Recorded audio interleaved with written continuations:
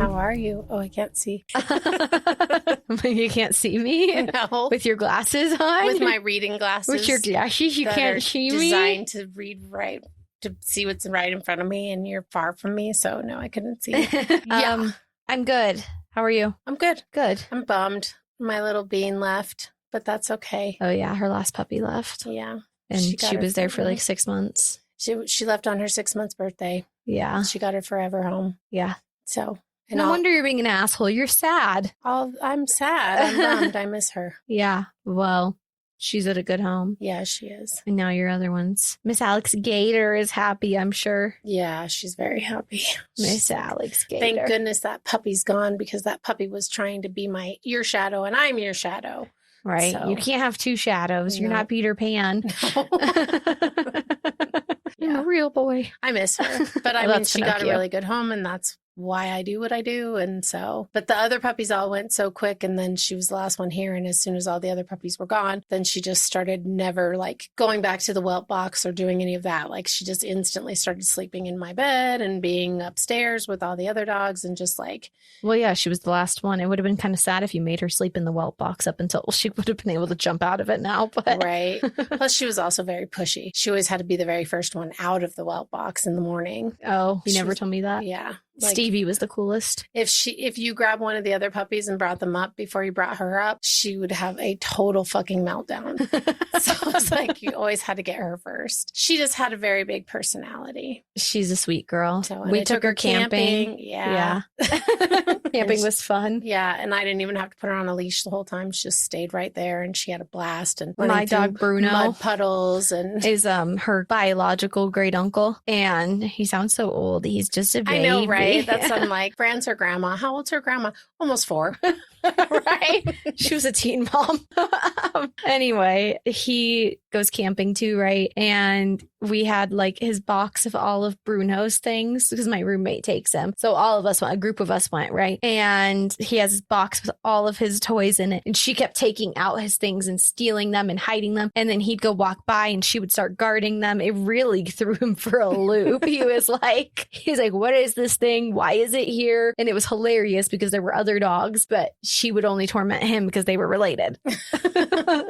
I was like, oh, you just met your match, brood. Right. You're going to get humbled a little bit. Little bean. Okay. Are you ready to find out my disturbing fact? Well, okay. We have two things to go over. I have 2 things to go over. This is not the Black Dahlia, obviously, if you clicked on this. That'll be ready to go next week. The Black Dahlia part 2, where we talk about suspects and the case unraveling and blah, blah, blah, all that good stuff. I just needed a little bit of extra time. So I was like, Mom, put something together now. I need it now. Now. Plus, it's fine. You're building suspense.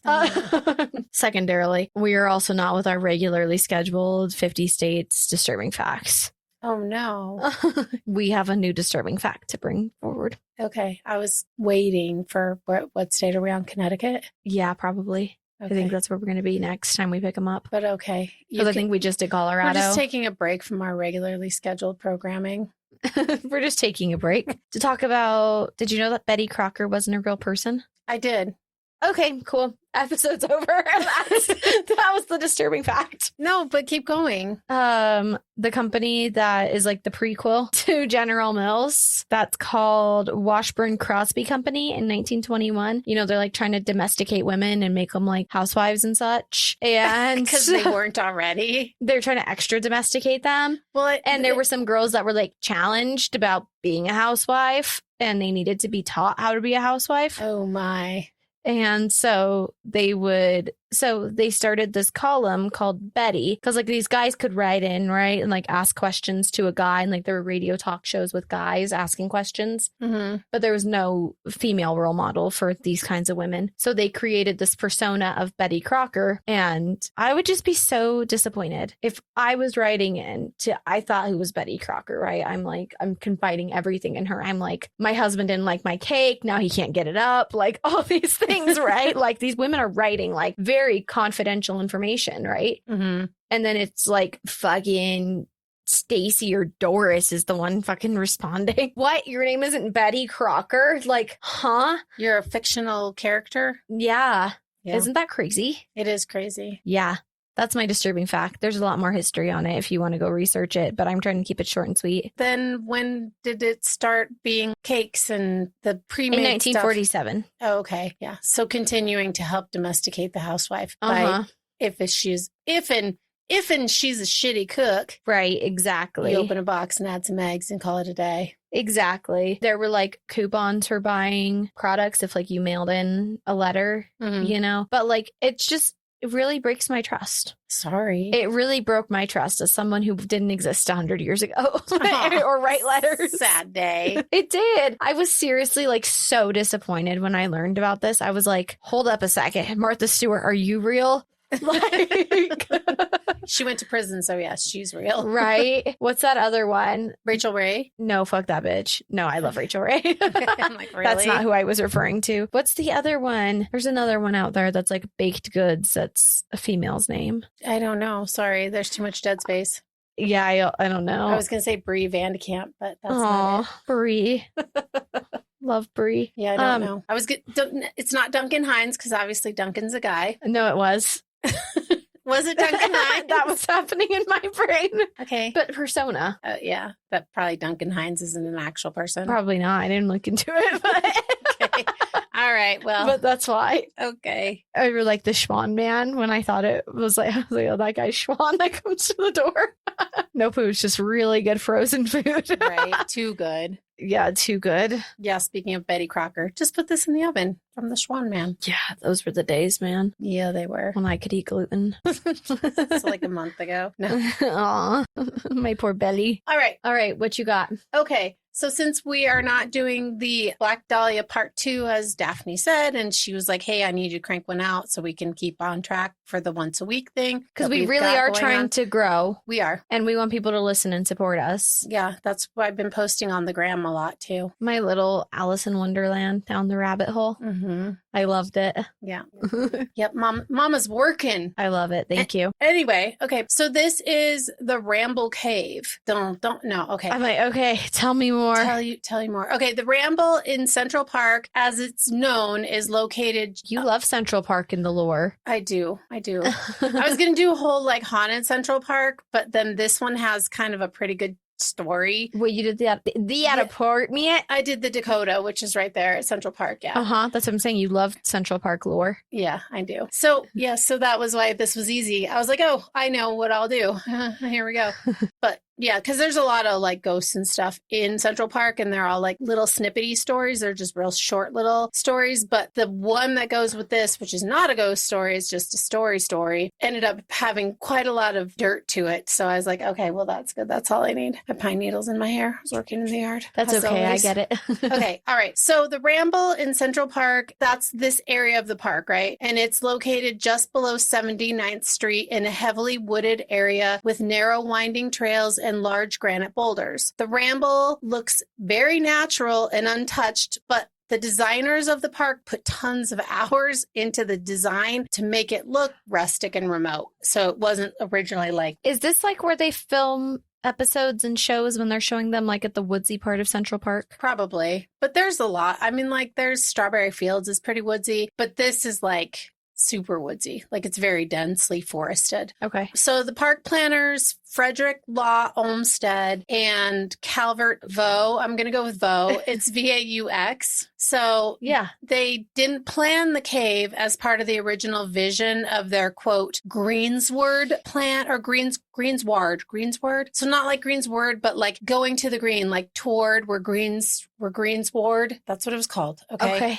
So that was their plan. That was the name of the plan that they put together for this area of the park. Yes. So the Ramble was designed with dead center of the concrete jungle. Yes. It's huge and it is very pretty. The Ramble was designed with paths and trees, but in order to attain the wilderness look that they were going for, they had to do a lot of construction and excavation. Sorry. I'm like, the word isn't coming to me. So a lot of construction and excavation work was done in this area to make it look natural, right? Okay. So it does actually look natural. It actually does look natural, yes. Well, this could have been what the area looked like before anyway. Could have been. So no one will ever know. Maybe. I don't know. I think it was pretty not like that. But anyway, while digging a large deposit of, quote, rich mold, and it's so not mold like the mold that's on cheese, but mold that refers to like an area of extremely fertile soil. So there's this whole fucking area of just soil that they're trying to dig out because they want to make their natural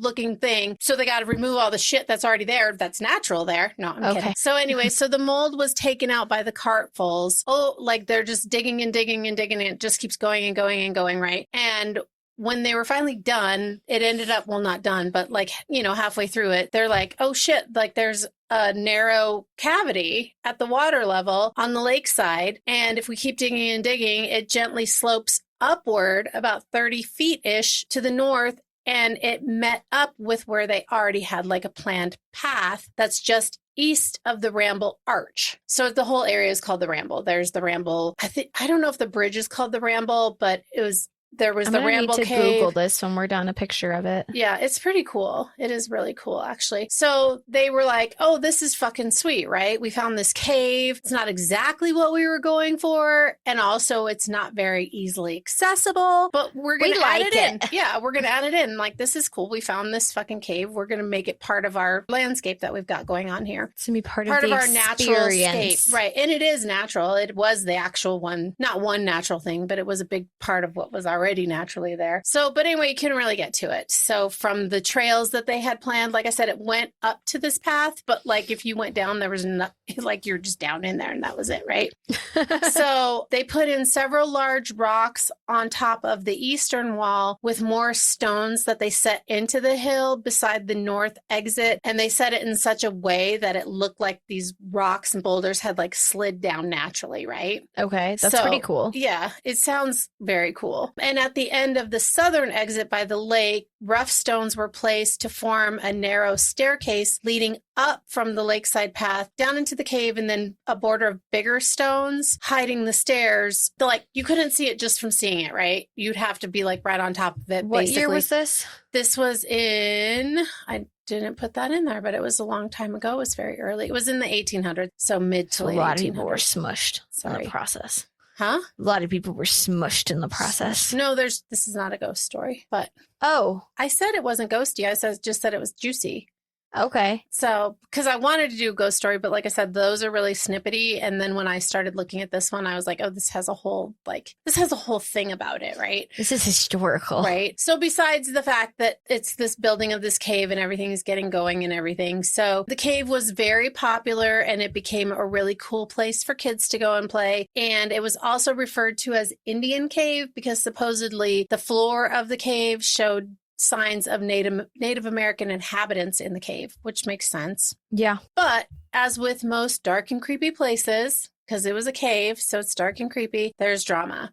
Shocker. Shocker. So this is the most well-known and publicized story surrounding the Ramble Cave. Is it going to be like the mole people? No. So July 30th, 1904, police found a well-dressed young man with a gunshot wound to the chest, and there was a revolver also found at the scene, but the man was still alive. The man wouldn't reveal his identity. The fuck? But just don't help me. It's fine. Right. They took him to the hospital, and he had the name Dana in his underwear. So summer camp, I don't know. Like, you're a very well-dressed man, but you have your name in your underwear. Oh, okay, sure. All right. That's so funny. I was going to say, I'm not really familiar with any male Danas, but actually Desperate Housewives. So for you, it goes back to Supernatural. For me, it goes back to Desperate Housewives or the Vampire Diaries or something alike. Anyway, those two are nothing like each other. What I'm trying to get at is Zach's real name was Dana, remember? Mm-hmm. Okay, sorry. That's okay. It all goes back to Desperate Housewives for Daphne and Supernatural for me. It's my favorite show on the planet. There you go. So once Dana was able to give information, sorry, I know. Once Dana was able to give information, he said that he had been shot by a man, but he wouldn't say anything else. So then this guy, Dana, he writes a letter or has someone write it for him. I'm not really sure if he's like in critical condition with a gunshot wound to the chest, to this woman named Beatrice W. Dignan, who was staying at the Martha Washington Hotel in New York City, which was a hotel for women only. And I guess he was just letting her know that he was in the hospital and that he'd been shot. But once he wrote her this letter, she immediately got herself a lawyer. And her lawyer, Mr. Cornwall, said that Beatrice was someone... That's just not suspicious at all. No, not at all. He's shot. I'm lawyering up. So Mr. Cornwall, the lawyer, and Beatrice said that she knew who the man was that was shot, but she wasn't going to give his name or any further information, and neither was her attorney, because he wasn't giving his information, so she wasn't going to give it, right? And the attorney said that he was a friend of her family, and he said that he had acted on her behalf several times before. So that's a little... I don't know how the hell you're gonna lawyer up and all this stuff, but like you won't reveal his identity or do anything about it. Like, what? That doesn't make any sense. Nope. Wouldn't you kind of just leave well enough alone? It's like, oh, this Dana person never met a Dana. Right. Don't know who that is. Right. Yeah. I don't know why they sent me a letter. Whatever it is, what it is, right? Right. Probably wrong address. At the Martha Washington Hotel. On August 1st, Dana, who's still in very critical condition, fighting for his life, told a coroner, which I don't know why there's a coroner investigating when he's still alive, but that is what the newspapers said. That this is like all the newspapers, right, are like coroner. So I'm like, okay. Probably because they work for the crime scene investigation and all that. So probably, even though he was still alive. So he told the coroner investigating the case that his name was Samuel L. Dana, and then he recanted his story that he was shot, and he said that he shot himself, but he wouldn't say why. Huh. So the coroner's like, hey, dude, are you married? And can you please let me know what happened here? Because I don't think you're going to make it. Like, you have a gunshot wound to the chest. Like, you're in pretty grave condition. And so if you're married or have a family or whatever, we should notify them. Tell me everything. Tell me everything. We should notify your family, your wife, whatever. Spill it. And also, we should try to catch who's responsible. But then, like I said, he's backtracking and saying, oh, no, I wasn't attacked. I shot myself. So then Dana's not very smart. No. He is not a smart guy. No, he is not a smart He's like, man. I'm evading capture. Yes. Shoots myself in the chest. And I'm going to live through it. I'm going to survive. And he did. He told the coroner, he's like, I'm going to make it. It's fine. Like, no stress here. So Dana said he was single and there was no wife for them to notify. But the coroner is like investigating this guy. He has his name now. He knows he wrote this letter to this chick at the hotel, right? Right. And he also obviously knows the guy's been shot. So he is got too much dirt on you, dude. Well, and he is tasked with investigating it. It's like his job. You know, it's not like he was just super curious. It's not like his job. It is his job. It's his job. Yeah. It's not as if he was super curious. He just was following through. He was following standard operating procedure. Yeah, he was working. So on August 2nd, Jackson, the coroner, found a public record of a marriage license between Samuel L. Dana and Beatrice W. Dignan on April 20th of 1904. She shot him. So this is July, right? Now we're in August. This isn't a whodunit. We know whodunit. We know whodunit. So that's why she lawyered up. Well, maybe. So he tracked down the pastor who performed the ceremony near Lake Placid in the Adirondack Mountains. And he said that he had been at a church social when he was called back to his house to perform a wedding between the two, between Dana and Dignan. Mm-hmm. So the paperwork they filled out stated that she was 24 and she was a widow and she was residing at the Martha Washington Hotel for women in New York City. And he was like, wow, she seems really young to be a widow, but also something could have, I'm not necessarily married a soldier. Yeah, something like that. Or, it's 1904. People die now. But so he was like, that seems kind of weird, but whatever. And it's also seemed to him that the couple was like in a big super hurry to get married. And that like in his opinion, they were eloping. Like, we got to get married like right now. Was he suicidal and she was going to give him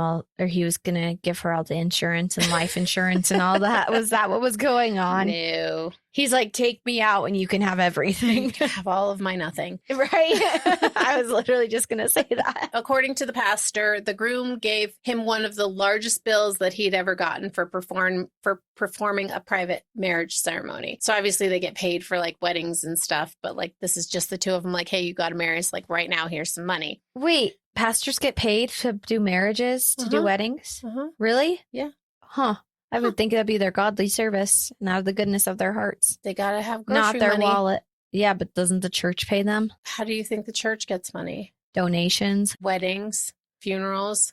Well, I knew tithing. Funerals, but I didn't know weddings. Well, I'm sure you pay for a venue. Okay. Anyway, that's neither here nor there. Sorry, I just didn't know you paid your pastor. Like, hey, if you can get it done early, I'll slide you an extra 20 if you can get it done today. If we can do this right now. Right. I might regret this decision and shoot them.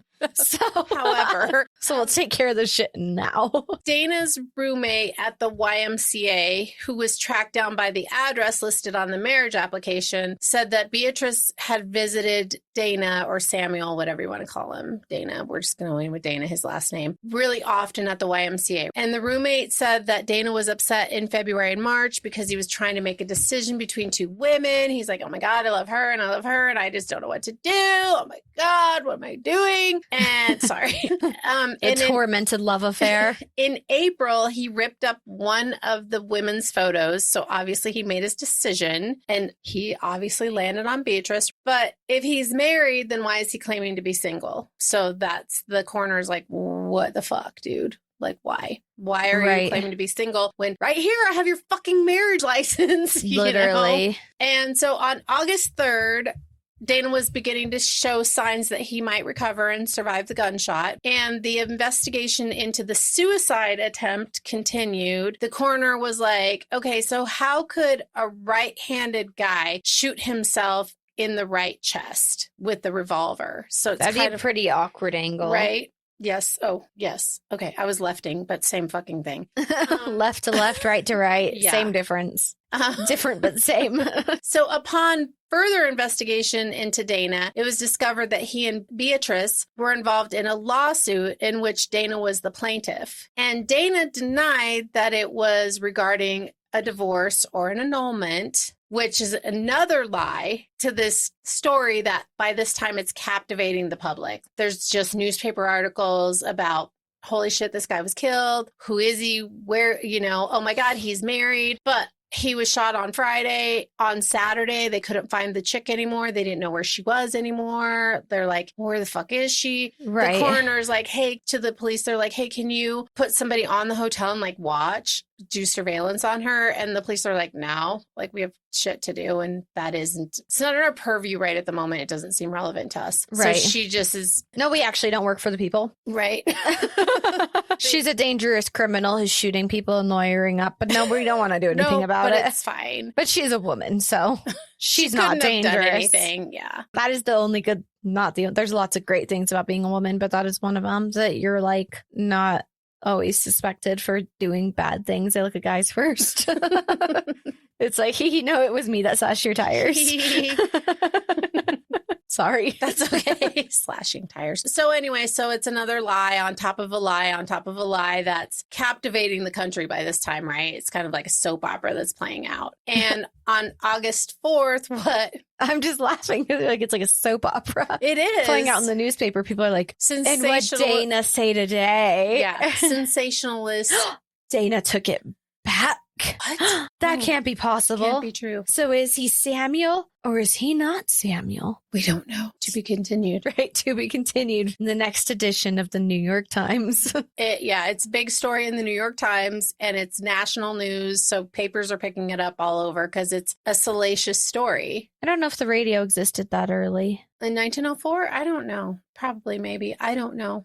I'm not sure. That's not why we're here to talk about the radio. But so on August 4th, Dana had recovered enough to have surgery to remove the bullet. And then he was arrested and sent to a hospital prison ward in Bellevue, which is a mental hospital, for attempted suicide because suicide's illegal.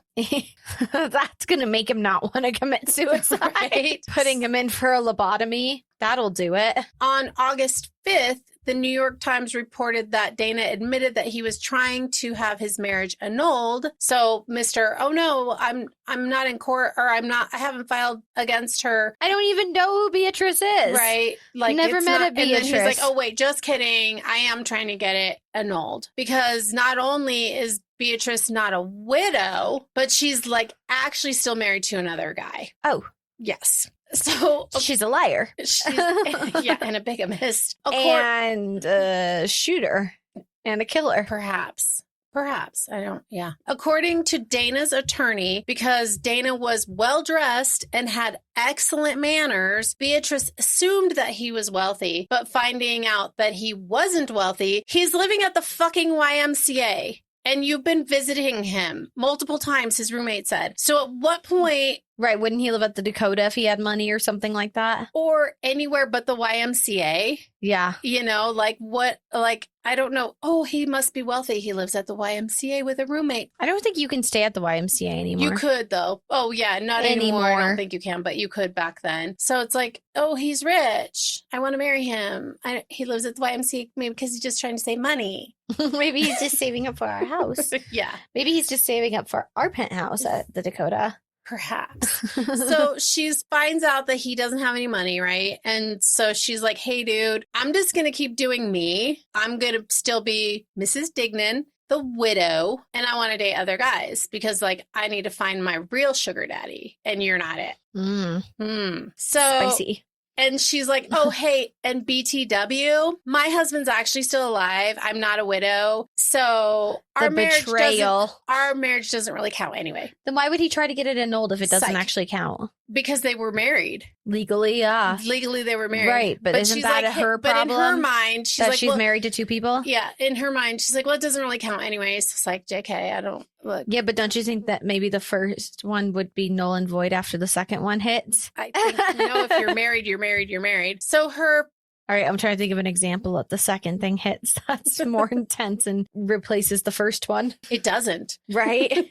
Nope. So, right. Second concussion is still two concussions. The guy that she's currently married to, or her first husband, right, lives in Seattle because that's where she originally was. Not maybe from, but she was in Seattle. So on August 6th, her attorney resigned, claiming that he had little knowledge of her prior to the shooting, which isn't what he said earlier, because earlier he said that... He's like, my best friend and client. Right. He's like, I'm a family friend and I've represented her on multiple things. So clearly she's a career criminal. Mm-hmm. But he was like, yeah, I don't really know her. And like, fuck, she's a polygamist and she's being sued by this guy also because she's a polygamist, and like I don't want to deal with this shit. The guy that's suing her to get out of his marriage is the ex-husband in Seattle. No, is Dana, who's been shot. Oh. So he's like, yeah, I'm done. I don't want to this looks like a messy picture that I don't have time to deal with. Right. And you're living in a hotel and you're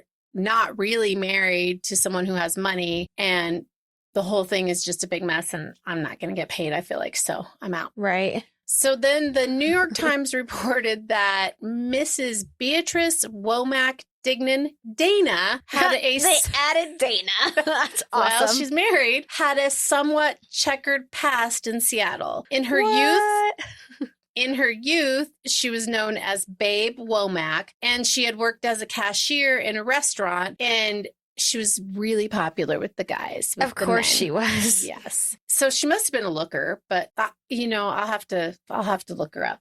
Okay. I'll have to look her and see if she's a looker. I'll have to look her and see if she's a looker. In 1897, she married Charles Dignan, who was the son of a business owner, and their marriage lasted like just about a year and a half or so. And then according to the local papers, she left him and then she eloped with a railroad man. Huh. But there's like no record of that marriage. She's all over the place. She is just looking for her sugar daddy. So her attorney in Seattle said that she went to New York City to study for the concert stage, but then she returned to Seattle in July of 1904 to get a divorce from Dignan. And her attorney filed for divorce for non-support, and the Superior Judge Hatch granted the divorce. Then she went back to New York City, right? So now she's divorced from this Dignan guy. But the only problem with that is that he had already remarried in October of 1903 because he thought that his marriage to Beatrice had been annulled because Beatrice lied about her age and she wasn't really of legal age when he married her.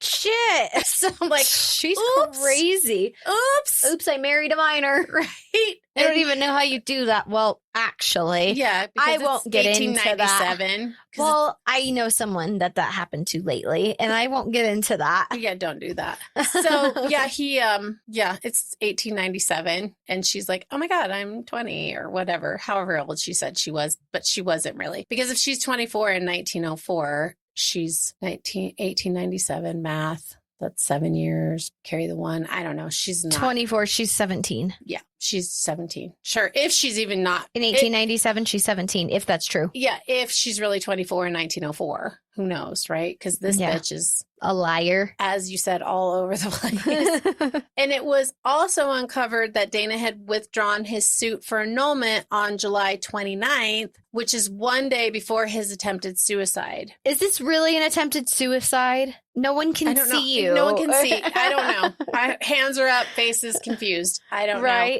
So on August 9th. I'm thinking not. And this all goes super quickly given the fact that he was found on July 30th with a gunshot wound to the chest in grave condition, thinking he's not going to make it. And then here we are on August 9th and he is released on bail, $500 bail. And on September 1st. Who paid the bail? I don't know. Okay. Maybe him, maybe, I don't know.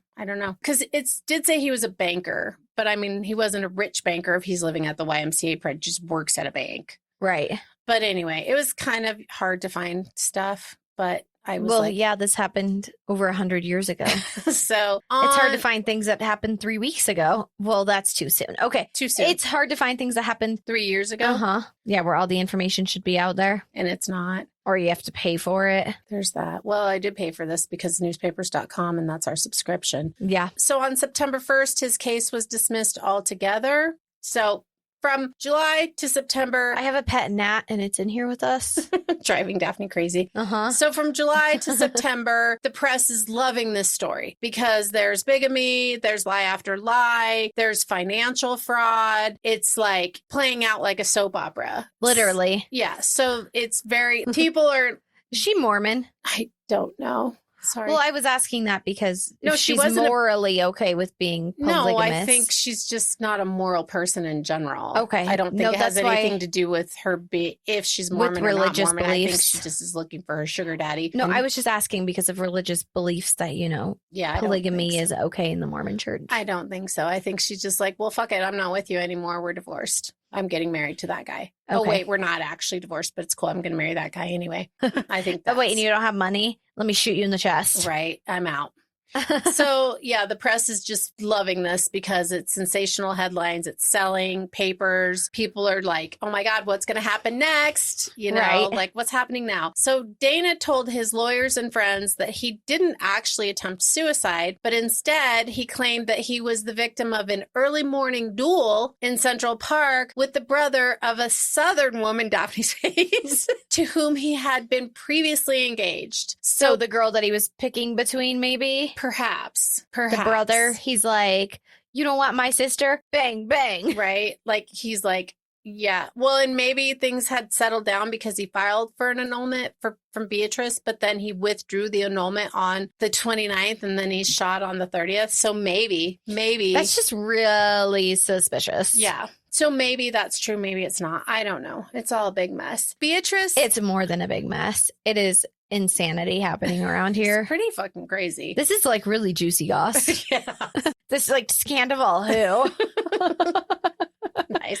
Tom. Yeah. Beatrice fled to Germantown, Pennsylvania during the height of the police inquisition to avoid interrogation. And following Dana's release from custody, both individuals completely vanished from public records and the sensationalized story just went away. Well, I mean, they don't really have a digital footprint back then, so they could probably just be like, oh, my name is Dana Samuel. Exactly. So yeah, that was just the end of it. Like there was no more story to it. She was gone. He said it was a duel. He said it was suicide. My name is Susie Homemaker. We don't. My name is Betty Crocker, and his name is Duncan Hines. And we don't really know what happened to either one of them, and the press didn't care anymore, so we don't know anything else. That was just it. That was just the end of it. Is that all you got today? That's all I got for that. Yes, it's about the Ramble Cave, so I'm going to keep continuing. Okay, good. Not for too long, I was though. like, wait, this has just had a really like the end. I like soft endings, like, you know, it's like, oh, I don't know, they had a good funeral. I don't know, something happened. Nope, you know, nobody this was knows just shit. They're gone. Like right. The There was story a kind obituary. Like the story died down, and nobody gave a shit anymore. So they haunted this place. Something. I like a nice ending. There's none of that. There's no nice ending. No nice endings. Okay, got it. Yeah. So continuing on with the drama of the dark cave. I feel like he just was a liar, though. So I feel like he's a liar. She's a liar. Dana shot him. Dana's him. Or yeah, that he too. Shot himself. Beatrice shot or Dana. The woman. No, because he's a liar. I know. Well, and who we don't know. It's a mystery. He lied. He recanted his own name. I didn't say that. But your name is in your underwear. No, it is. These aren't my underwear. Right. Well, who the fuck's underwear are you wearing? I just got them at the YMCA. Right. They were in my roommate's locker. So I took them. Oh, your roommate? No, they're not my roommate. I don't know who this Dana person is. Goes to the YMCA. Oh, shit.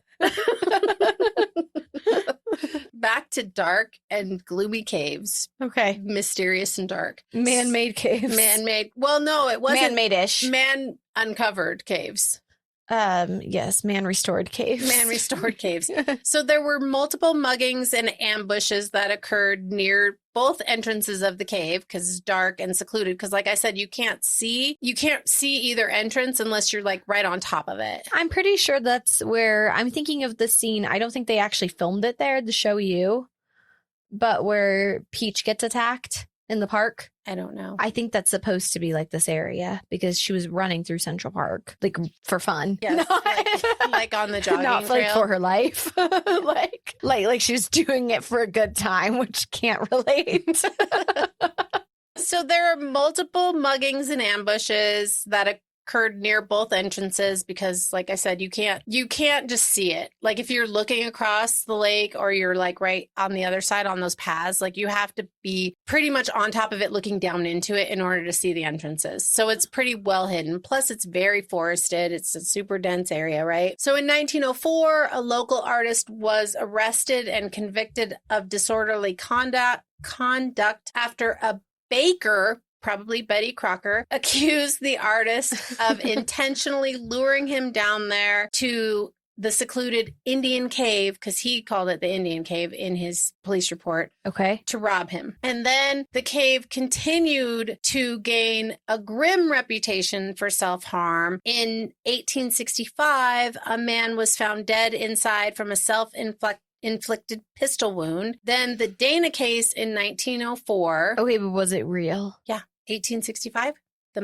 Was it really self-inflicted? Mm-hmm. It was a suicide. Okay. And then in 1908, a clerk named Grove L. Klein. Now I just don't trust people. Slit his trust own issues throat after this episode. Betty Crocker, Dana, the fuck. Hines.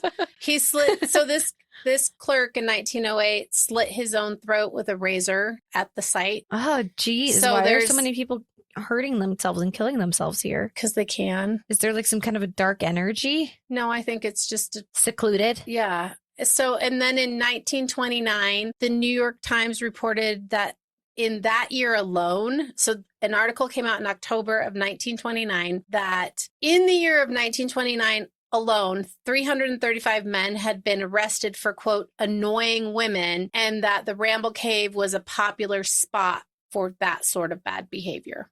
Jeez. And then, while not strictly violent crime, park authorities heavily policed the area for vagrancy. Unhoused individuals frequently used it for shelter. In 1897, a 15-year-old runaway girl named Susie Grinnell successfully hid and lived inside the cave for over a month before she was caught by police and returned to her home. That's so sad. In 1930, kids like that run away for a reason. They do. Or she was just a spoiled brat and didn't get her way. I don't know. I didn't for a full month. Maybe she was really stubborn. I don't know. I didn't look into little Susie. In 1934, the cave was permanently closed off and sealed due to bad press, obviously, and the constant need of police patrols at the site. And the general public had a lot of safety concerns because it was a place where boys and girls would go to play. And now all of a sudden it's like this creepy suicide. The suicide cave. Yeah, the suicide cave. Unhoused people are living there. Like, it's just a bad place. Okay, so it wasn't where that scene in You was filmed then, if it was truly shot in New York. And today, if you walk the paths along the western edge of the Ramble, not the Bramble, the Ramble, because like I said, the whole area is called the Ramble. Just south of the Oak Bridge, you will find the original steep stone staircase built into the hillside. The stairs lead straight down toward the water, but just stop, and it's abruptly at a flat, and it's blocked by a stone wall where the opening of the cave used to be. So the stairs are still there, but like you can't get into the cave anymore. And if you look at the shoreline from across the water. So you're like on one side of the lake and you're looking across right where the bottom of the cave was. You can easily spot the massive jagged rock formation that formed the cave's lakeside exit, but again, also blocked off. The area is now a quiet, scenic overlook. Park crews filled the interior cavern with dirt, so nobody could like move the boulders and get in. And then they covered the structure. That'd be really hard to do and be unnoticed and move the boulders to get in. Central Park is huge. Isn't it like 26 square miles or something? I've never been there. I'm not sure. It's huge. Nobody's ever taken me to New York. Somebody went to New York a couple years ago and my invite got lost in the mail. I guess that's what happened. The park crews filled the interior cavern with dirt and then covered structural openings with heavy stones to blend into the natural hillside, or not natural because it was already all built up unnaturally anyway, but add to the natural look of the hillside. And now today it simply looks like a steep rock cove at the water's edge, which is completely overgrown with natural park foliage because they planted so much shit that now it's all become natural. Okay, well that's kind of cool. That's it. The end. The end. Wow. Okay, just leave me hanging, leave me wanting for more. Oh, I know. So there's it's nothing. Not where Peach was. Yeah, that I can't tell you, but I'm like... It was in like a cavey cove kind of setting. Well, there is a cove. So, I remember, but I don't like remember the scene of it all. And I really You need to finish watching that show. Trying to find more about the Dana situation and like where these people go, what happened. Well, yeah, you said that there's no, they probably changed their names and there was no digital footprint. You just need to go to fucking the DMV. Pennsylvania. I was going to say, you just go to the DMV and say, this is my name. Like, yeah, change your mailing ad, like, yeah. Nobody cared. So the story nobody's going to verify your identity. Nobody's going to be like, oh, well, I heard a story about a man named Dana that might look exactly like you, but isn't you, so I'm not really sure. Can I check your Trust underwear? issues.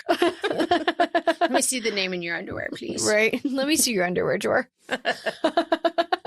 That's it. If they all say Dana, then that is you. If only one pair says Dana, then you're a creep and a thief. And the other stories also were very like 1-inch paragraphs at the end of page 9 kind of thing. Gotcha. So there wasn't a lot. I want to know. This was the only one there was a lot. You couldn't find if it was haunted or not? Nope. There's a lot of hauntings in Central Park, so I'll definitely be looking into more of them, or looking more into Central Park. But this particular... Like cool hauntings? I don't know. I couldn't find any super cool ones just yet. That's why I settled on this, because I was like, this has meat. I saw a video the other day of somebody talking about all the places that they've stayed that are like haunted in the United States, and they ranked them. Mm-hmm. And the Sally House was very low on their list. So I was disappointed by that, because I'm like, that's a cool haunting. Like, that freaked Ryan, and I don't know if it freaked Shane out. Probably not. On BuzzFeed Unsolved.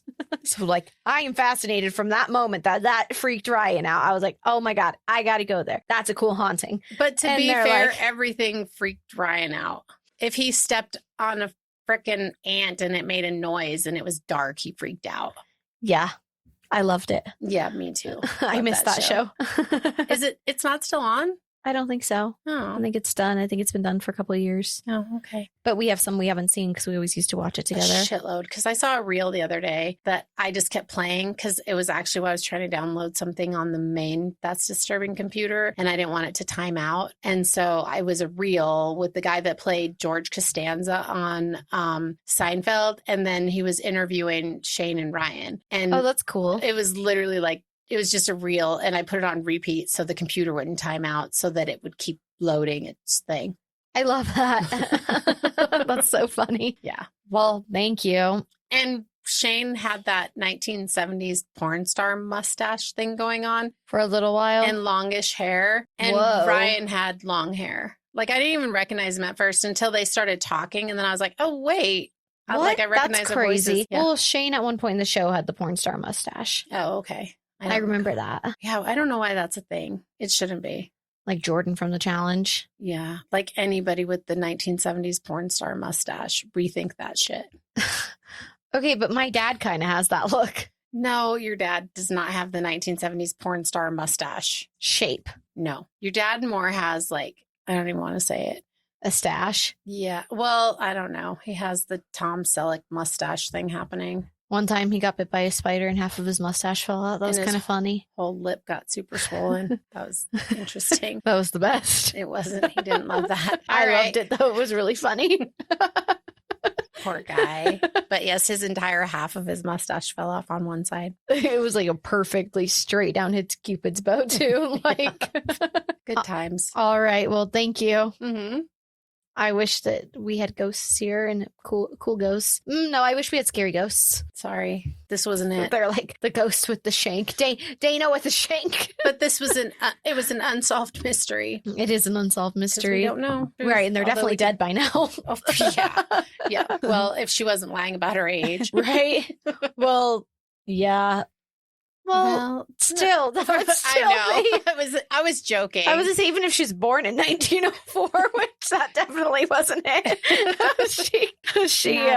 Yeah, she would still be like 24 this year, or 1904, 122. 22.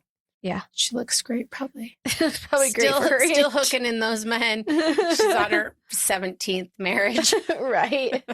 All right. And on 0 divorces. Oh, wait, 1 divorce. 1 annulment. No, she got... Oh, the proper divorce. Yeah, the proper divorce. Because they'd been married for so long, they couldn't get it annulled. Okay. Because it was from 1897 to 1904. I wonder if she followed him and killed him to tie up her loose ends. I don't know. I don't know if she shot him. He shot himself, if it was duel. I think it's weird if it was a duel that the gun was still there. But maybe it was his gun and not the gun that the other guy shot him with. I'm assuming that's the gun he was shot with was the gun that was there. Well, if he shot himself, but if it was a duel and the other guy had had like fingerprint test this? They did that shit back then. I know. It just said that there was a revolver found at the scene. And it didn't say that it was his revolver or they fingerprinted it and it has his fingerprint. Nothing. And I really even had to fucking dig to see if there was a revolver. Because I'm like, okay, if he's claiming it's suicide. It was Dana with the revolver in the cave. Yes. I'm like, if he's saying it's suicide, was there even a gun at the scene? Because it didn't say that in the... Beatrice with the pickaxe in Seattle. Right. With a railroad tie. It's a game of Clue. All right. Well, that's it. Well, thank you. You can follow us on Instagram if you want to see. Because you're like, I wish there was this. I wish it... Well, fuck. No, I loved it. But like, I just wish there was a ghost. It was just a salacious story from the 1900s where there's a bunch of how I feel about ghosts. Bullshit happening. I tried. I actually could have, but it would have been like one paragraph, this ghost, not a lot of history. So on the ghosts themselves, I will work it out. But since you were like, hey, I need you to have a case ready to record in 25 fucking minutes now. In 2 days. No, I gave you like 4 days notice. Okay, 4 days notice. But as you know, I work on my shit diligently and search for all the information. As do I. No, I'm not saying that you don't, but I'm saying how I fall down rabbit holes. 4 days is not. And I have a hard time coming out of them because I'm like, oh, wait, but did you know this? But did you know that? Okay, people are going to hate like, us I found by so now. many pictures of the Black Dahlia, like pictures I don't think people have seen. I like the one that you posted that said unknown and Black and Elizabeth Short. I'm like, well, who the fuck is the unknown? I don't know. I couldn't find their name. I know, but I like, yeah. It wasn't written on the back of the picture. No, flip it over? well, I don't have the physical copy. Why not? Okay.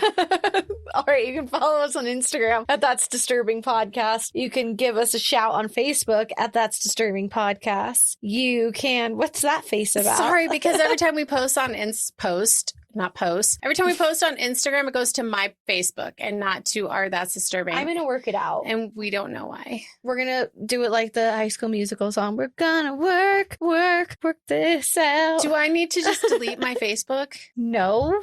Okay. That was dramatic. I feel fine about it. I know. You never get on Facebook until as of lately. And then I send you things. I'm like, did you open it? You're like, no, I haven't been on Facebook. I'm like, well, why do you even have it? And why do you even tempt me? Because there's so many good things on Facebook and I send them to you all the time. I'm somehow or another on some supernatural algorithm right now. Weird.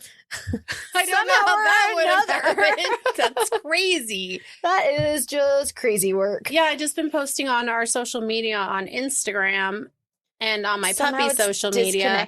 And so all that shit goes to my But you don't have a Facebook account for the puppies. No. So I know that one's going to my personal one. Yeah. And I have more friends or followers or whatever on my Facebook than we have on That's Disturbing. So it probably works rub it out. in that your life is so cool and nobody cares about that. Nobody cares about me either. I never get on there. Rub it in, why don't you? Never get on there. All right. That's all. Bye-bye.